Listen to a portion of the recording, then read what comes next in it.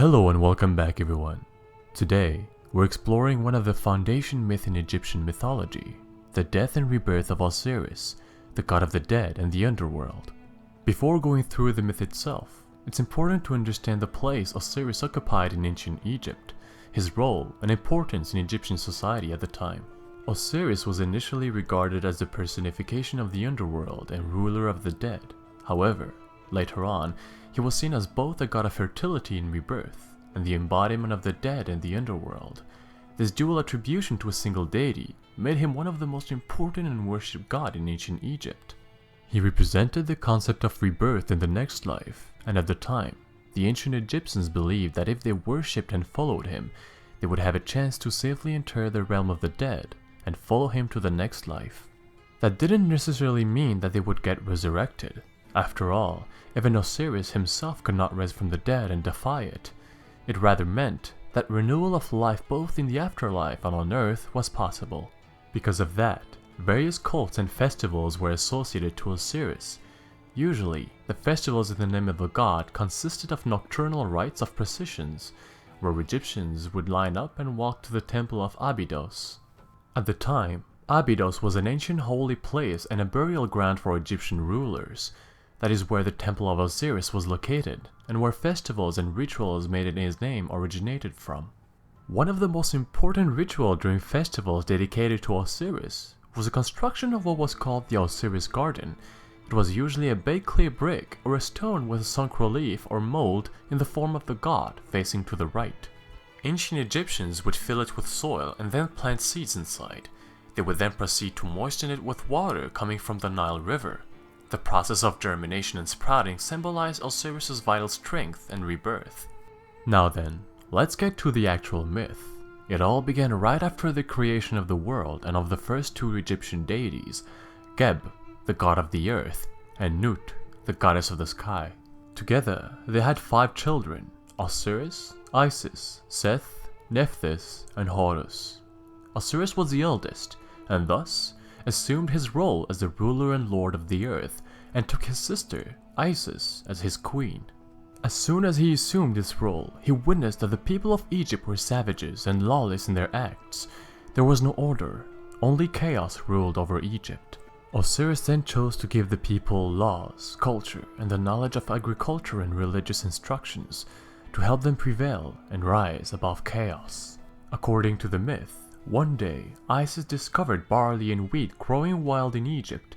When she presented her discovery to Osiris, he introduced the cultivation of these grains to the people, and from that moment and on forward, the Egyptian people abandoned cannibalism and turned into agriculture to feed themselves. Shortly after that, when the Egyptian people adopted all these concepts, when they started to worship gods and apply laws to their society, Egypt began to prosper.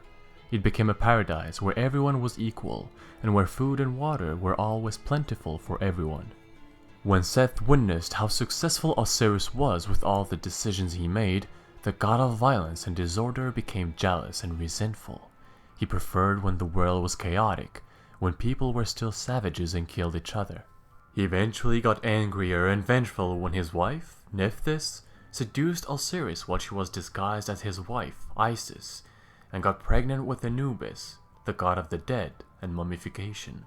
At that point, Seth was furious. He couldn't stand all the success his brother had, and thus decided to come up with a plan to end Osiris' life. He made a beautiful coffin with the exact same dimensions as Osiris, to make sure that he would fit inside it when came the time to apply his vengeance. Later on, he threw a big feast to celebrate Osiris' rule. While everyone was drinking and eating, he brought in the coffin in the room and presented it to all the guests. He promised them that whomever would fit inside could have it as a gift. The coffin was so beautiful that everyone wanted to try it, but no one could fit inside. Osiris was the last one to get his chance. When it was his turn to lay inside the coffin, he fitted perfectly. And before anyone could make a move, Seth rushed to the coffin and slammed the lid shut on top of it. He then proceeded to solder the whole coffin with lead before throwing it in the Nile River. The coffin eventually drifted in the sea and got stuck on a huge tamarisk tree near the city of Byblos in Phoenicia. The tree eventually grew all around the coffin, up until the point where it completely covered it and contained it inside. One day, the king of Byblos, Malkander, and his wife came by the shore and admired the tree in which the coffin was contained. The king found the tree so majestic and loved its sweet scent so much that he ordered his men to cut it down and work it into an ornamental pillar to decorate his courtroom. While all that happened, Osiris was still locked within the coffin, and after a while, he eventually died, his body still resting inside the pillar. While all that happened to Osiris, his wife, Isis, had left Egypt and searched everywhere for her husband. One day, she arrived at Byblos, disguised into an old woman to not raise any attention on her. She sat and cried at the shore, missing her dear husband more than anything else. After a while, a couple of nursemaids passing by saw her. The maids invited her to come with them to the palace and become a nursemaid for the king and the queen's young children. Isis followed them, and eventually, as she cared for the royal couple's son, she tried to bath one of the child in fire to try to make him immortal, to compensate the loss of her husband. While she was doing that, the queen came in, and after seeing her young son ablaze, she screamed, horrified of the scene in front of her. Because she was interrupted by a mortal, Isis could no longer make the boy immortal, and he died on the spot, struck by fear. That is when Isis revealed herself in her divine form.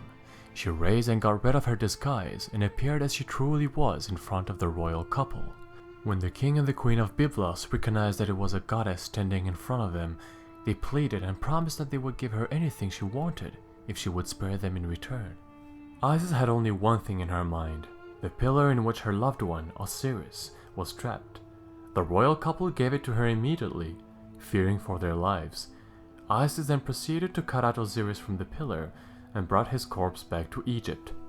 When she arrived there, she hid Osiris in a swamp in the Nile Delta and asked her sister Nephthys to guard the body while she went gathering herbs to make a potion that could resurrect the god.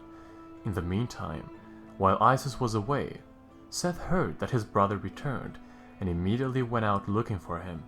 Eventually, he forced his wife, Nephthys, to tell him where the body was hidden, and when he found it, he tore Osiris's body in pieces and scattered them on both land and in the Nile, hoping that it would truly be the end of his brother. However, Isis never gave up on Osiris. When she came back, although horrified and shocked by what happened, she still went on and found every single piece of her husband. Well, not all the pieces. According to the legend, the penis of Osiris was eaten by a medjed fish, and as a matter of fact, ancient Egyptians never ate that fish, and was forbidden because of that. Isis then proceeded to bandage him from the head to the feet. This was considered as the first act of mummification, and Osiris was thus the first mummy.